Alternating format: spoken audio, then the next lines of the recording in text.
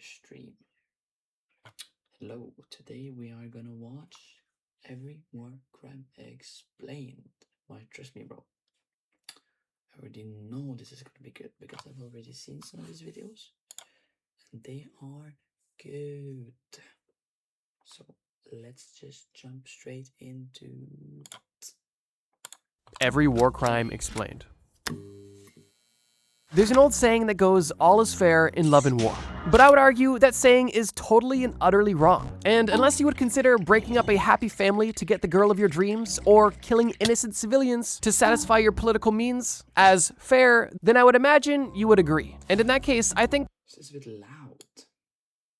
the fact that there is literally things that are legal and illegal in war bolsters my theory, and also brings us to the point of today's video. War undoubtedly is one of the most hellish experiences available on Earth. And somewhat paradoxically, war has its own code of ethics. Now, whether or not these codes are actually followed or not depends. Regardless, there are some acts, weapons, and strategies that are considered simply too cruel for war. And in today's video, I'm going to describe in detail every single thing that is banned or illegal in war, starting with the earliest recorded examples of war crimes and ending in the current standards for ethical warfare, aka everything that is considered a war crime. Let's begin.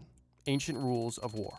With how brutal day-to-day life was thousands of years ago, it's almost hard to imagine how brutal war must have been in that time period. However, believe it or not, Yeah, that must have been brutal back in the days, like, because there wasn't like any rules. You can't like, it wasn't like if you killed someone, you would have been put into jail and stuff. So like, people probably did the most horrible stuff to other people, like actually horrible, actually. Yeah, it's hard to imagine. We live in this time. I'm happy. even in some of the earliest civilizations, the concept of ethical war and war crimes was present, albeit in a rather rudimentary way. Now, it's important to note that the term war crime has really only existed since the 1800s, although the concept of rules in warfare predates that by thousands of years, and actually has set the foundation for modern war crimes and war standards today. I'm going to keep this section brief, although I did want to quickly mention a few interesting and unique war crimes from a handful of different ancient civilizations. Starting in ancient India, going back all the way to roughly 600 BCE, ancient Indian texts proved that there was a code of conduct when it came to warfare, and this code of conduct was known as the Dharma Yuddha, essentially translating to righteous warfare. The principles of the Dharma Yuddha were meant to be taken as law, and it was said that breaking these rules during warfare would result in moral consequences. And the rules stated in the Dharma Yuddha are the following. Firstly, equal fights only. And what this meant was that chariots were only meant to attack chariots, and one soldier could only attack one soldier. If there was a battle taking place, the battle was meant to be fair. Secondly, so like, if you and a friend attacked one guy, that would be a war crime. Well, that's not that bad, though. Is that bad? no attacking sleeping, retreating, or surrendering soldiers. And on top of this, you may also not harm unarmed women, children, elderly people, or disabled people. The third law of the Dharma So you can hurt unarmed men. Why? Why not them? Yuddha states that combat begins after sunrise and ends after sunset. And the fourth law states that there may be no poisoned, barbed, or hidden weapons used in warfare. And finally, surrendered enemy soldiers must be protected and treated as prisoners of war, and wounded enemies who surrender to you must be treated and cared for. During 5th century BCE in ancient China, they too had their own code of conduct when it came to warfare, with some of the most notable examples being the following. Firstly, no attacking unready enemies. This would essentially eliminate sneak attacks or ambushes. Secondly, you were not to take advantage of fleeting or surrendering enemies in distress, meaning that if there is an enemy that is retreating or simply unoffensively tending to his own wounds, you may not take advantage of that situation, and ideally you would offer them help if they are truly surrendering. Interestingly, it was also around this time when Sun Tzu's book, The Art of War, was released. And in it, he emphasized the importance of strategy over brutality in warfare, and suggested focusing on subduing power players to avoid excessive destruction in cities. Now, while this may seem noble and ahead of its time, it's important to note that this wasn't a humanitarian play. This was simply an example of high-leverage strategies to be used ideally in war. This doesn't mean that they would be against brutality if strategy didn't work. The teachings just advised trying to use strategy when possible. Okay, quickly putting history and crime to the side for just a moment, I wanted to ask, have you been putting off making a doctor's appointment even though you know you should? If you have, you're not alone. Although, there is now no longer an excuse with today's video sponsor, so you can choose the... So stop waiting, stop guessing, let's get back to it.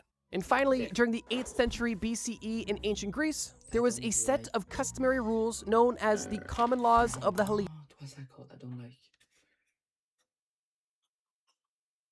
advertisements. When it came to warfare. And these laws were the following. If you are to partake in war, an official declaration is required. If a war is ongoing, you still must respect sacred truces. And one example of this would be the Olympic Games. Thirdly, if you were in possession of dead enemies, you had to return them if requested.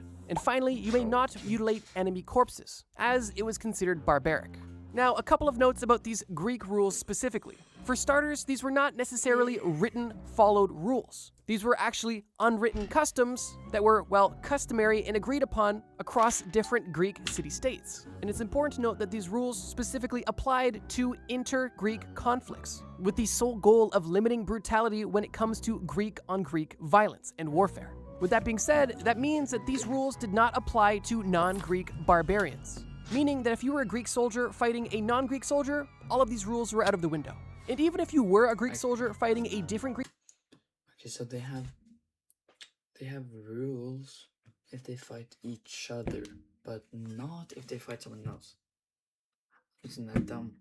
Because they won't fight each other. What? Isn't that so dumb?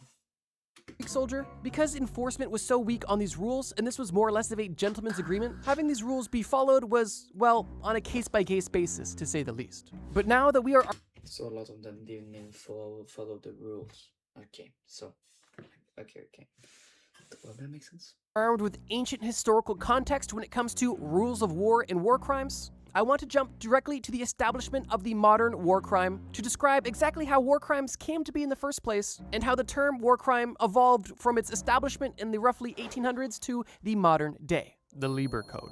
As we've discussed so far in this video, throughout history, there have been countless cultures with countless different customs or rules or gentlemen's agreements when it comes to warfare. But it wasn't until 1863, with the establishment of the Lieber Code, that there was ever one formalized, codified system that sought to govern and be the official law when it came to war. Francis Lieber was born in 1798 in Berlin, and as a young adult, Francis was exposed to the horrors of war. He first fought for Prussia in the Napoleonic Wars, and then later fought in the Greek War of Independence less than a decade later. Fortunately, Francis survived both of these wars, and ended up moving to America and became an academic. He worked in the University of South Carolina as a tenured professor for both history and political economy. And it was actually at this job where he met Major General Henry W. Halleck. And shortly after becoming professionally acquainted, Francis was commissioned by this Major General to write the first instructions for the government of the armies of the United States in the field,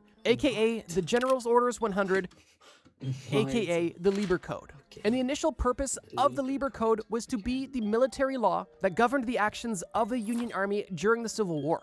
Now, this was no small task. Francis Lieber was literally just asked to make the rules of war for an entire army based off of basically all of the customs of war to ever exist. And while this job may seem daunting, he was the perfect man for the job, as he had both war experience, law experience, and political experience. And what he presented to the American government at the time not only went on to eat babies.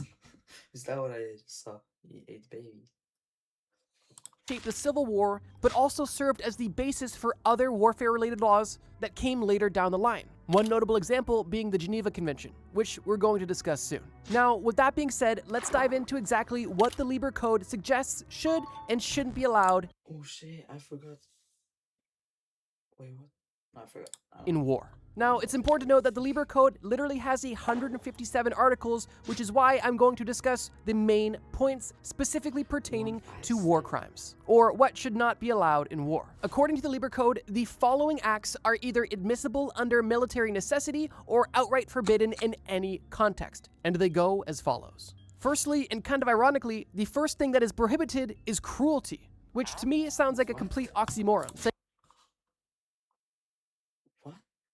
So, okay, in war, first rule, that break is cruelty. So you can't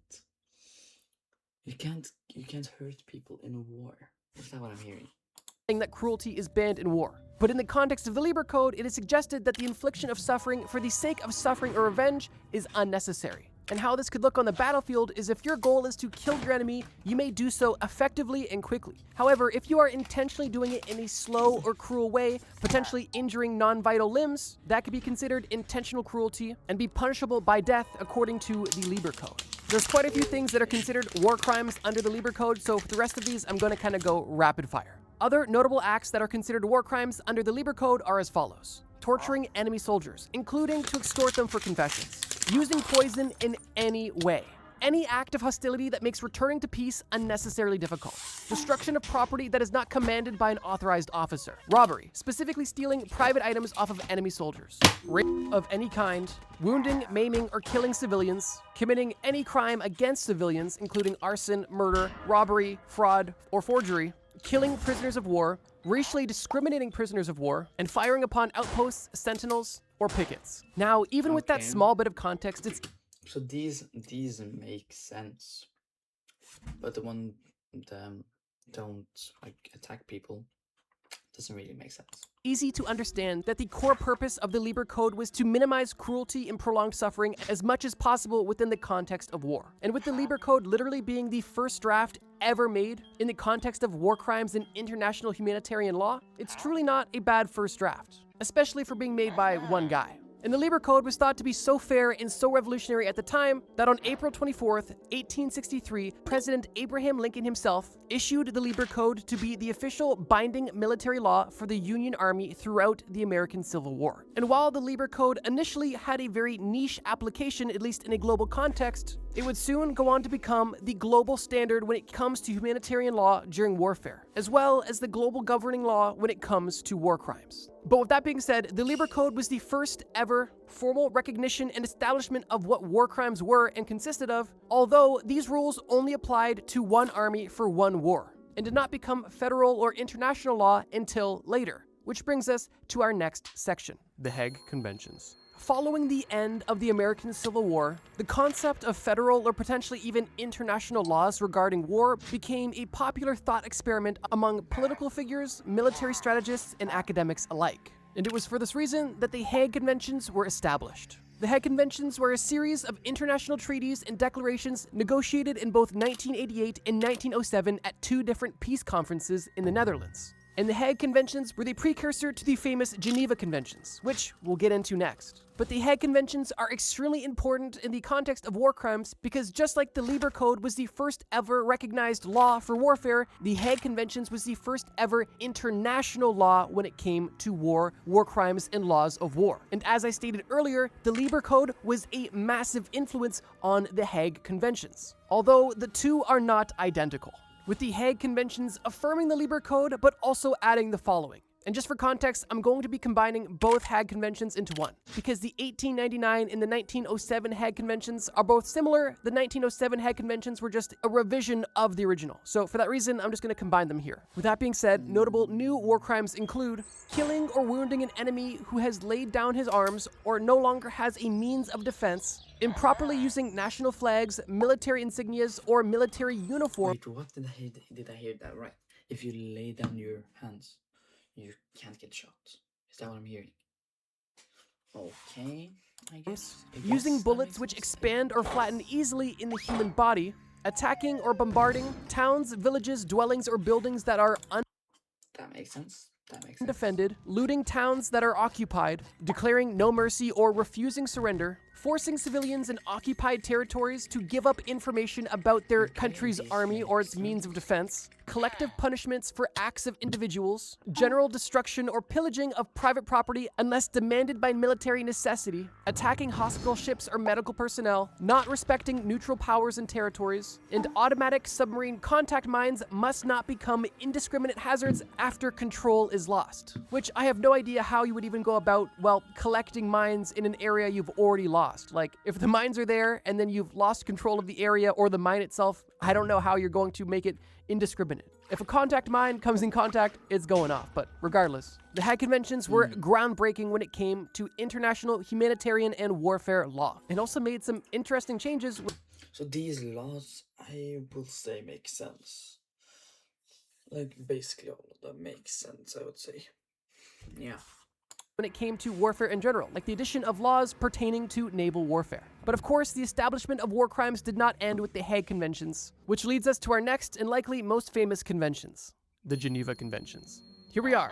That's right, which you've all been waiting for. The most famous and also most recent adaptation of the list of actions that are considered war crimes. After World War II, okay. As well as other codes of conduct when it comes to warfare and humanitarian stuff. The Geneva Conventions of 1949 are the most famous Geneva Conventions and consist of 4 different treaties. These 4 treaties consist of previous Geneva Conventions. Interestingly, the Geneva Conventions actually date back to the 1860s, predating the Hague Conventions, but that initial Geneva Convention really only focused on one thing, and I figured I would put all of the Geneva Conventions together and chronologically time it with the 1949 Geneva Conventions because that's where it really became its final form, so to speak.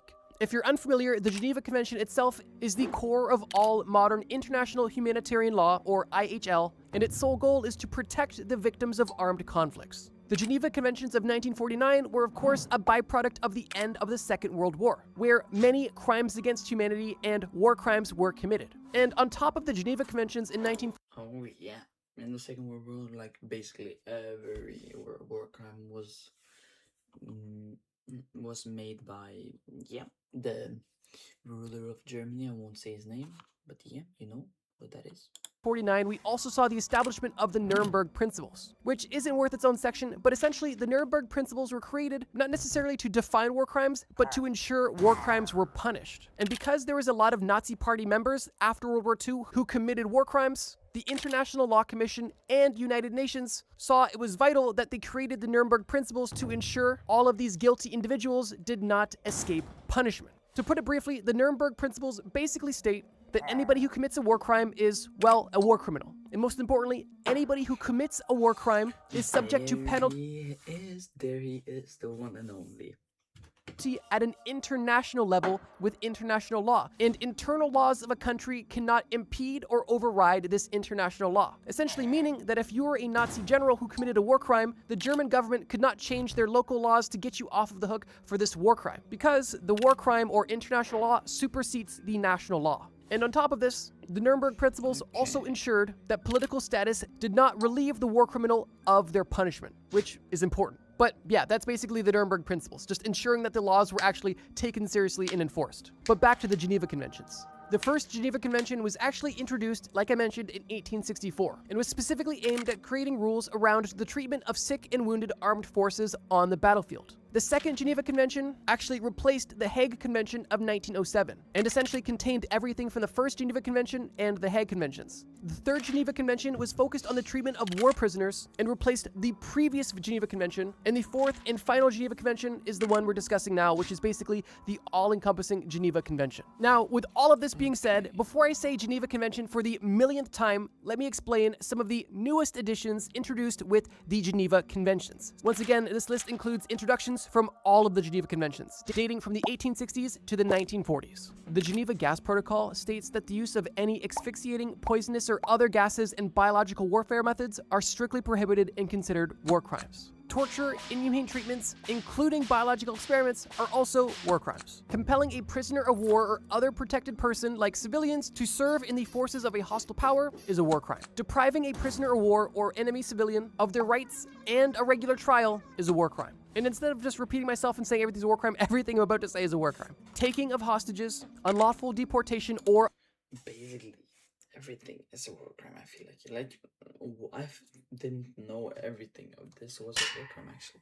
I didn't basically all of this is new information for me. I thought like a lot of this were okay to do, not like torture and stuff, but like some other things I thought was okay.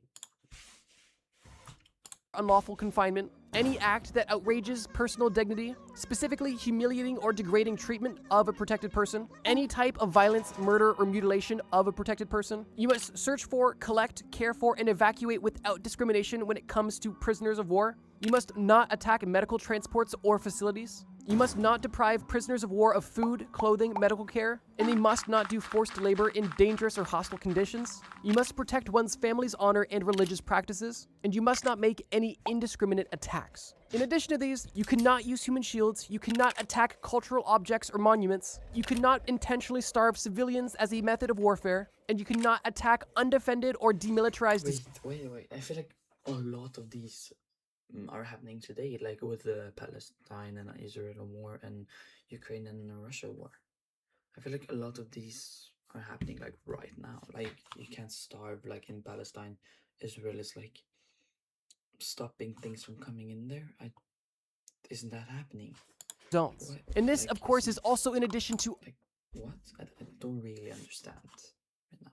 all of the other previous laws and rules I suggested. That is, after the ancient ones. The ancient ones don't apply here. But yeah, once again, I'm sure you can see another common theme amongst all of these codes and conventions. The underlying thesis is that these rules are supposed to prohibit unnecessary suffering across the board and specifically protect non-participants in the war, aka sick, elderly, injured, or civilians. And one of the biggest changes with the Nuremberg trials and the Geneva Conventions is the mandate for accountability of people who break these war crimes. But yeah, if you were like me and were shocked when you learned that there was rules to war and, well, a lot of them. Yeah.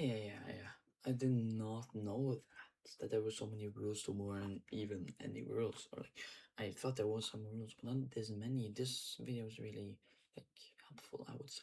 You're probably also super shocked when you learned that, according to Geneva Conventions, if you come across enemy soldiers that are surrendering to you or injured, you have to essentially take care of them and treat them as one of your own, which Yeah. is something I did not know at all. Yeah, exactly. Like that doesn't make sense. Like if someone is like badly hurt, like a one shot away, like he has 30 HP. Okay, think about this. Someone laying underground, basically dead, 30 HP. He looks over and he's about to get shot. Then he says, I surrender. Then you need to be cared for with drink, food, and everything. Like, what? What? That doesn't make sense to me. But yeah, okay. Like, that's better for the people that surrender, but like, that doesn't make sense to me. And while I'm curious how much this is actually, well, honored, it is nice to see that there is at least rules in place to take care of your fellow human, even in some of the most hellish and disgusting conditions ever imaginable. But with that, ladies and gentlemen, there you have it. If you were to ask what constitutes a war crime, the informed answer would be, that depends, specifically on the culture and the time period. But now that I just said that out loud, I feel like that's kind of a Redditor answer to that question. So let me give you the once and for all conclusive list of major war crimes that exist in the modern day. Willful killing of protected persons, torture or inhumane treatment, willfully causing great suffering or serious injury to protected persons, forcing protected persons to fight against their own side, depriving rights to free trial, unlawful deportation or confinement, taking hostages, directly attacking civilians, indiscriminate attacks, using human shields, using starvation as a method of war, any sort of sexual violence, using soldiers under the age of 15, using banned weapons like poison gas, conducting treacherous acts such as pretending to surrender only to ambush an enemy, declaring no mercy and refusing surrender, pillaging or looting, humiliating or degrading treatment of a protected person, including mutilation, environmental warfare, and attacks on peacekeeping or humanitarian missions. And in case you forgot, protected persons basically include civilians, wounded enemies, or prisoners of war, as well as neutral parties and peacekeepers, and others that I'm sure I'm forgetting. But interestingly enough, after looking at different cultures, different eras, and different contexts, it's interesting to see how nearly every treaty or rule or custom we discussed all had the same goal of eliminating unnecessary suffering when possible, almost to assume that war may be inevitable. However, while suffering may be a byproduct, it's a variable that can be minimized and should be if possible, which is kind of a morbid silver lining in this entire situation. But yeah, if you were curious about every war crime, hopefully this video served as a pretty good glimpse into what constitutes a war crime and where war crimes even come from. I guess it's true what they say. War never changes. Thank you guys so much for watching this video. And if you liked this video, check out the video on screen right now. It's a video I made about what war was like in every era of history. It's very similar to this video, but isn't necessarily... Okay, wow, this video was so good. He deserves like and actually subscribe to. Go watch Trust Me Bro. Trust me bro. Trust me bro. Trust me bro. Go watch Trust Me Bro. This was really good and I learned a lot of it. So if you want to watch more of him and if you want to watch me watch more of him, put that down in the comments of this YouTube video and I'll see you guys in the video another time. Goodbye.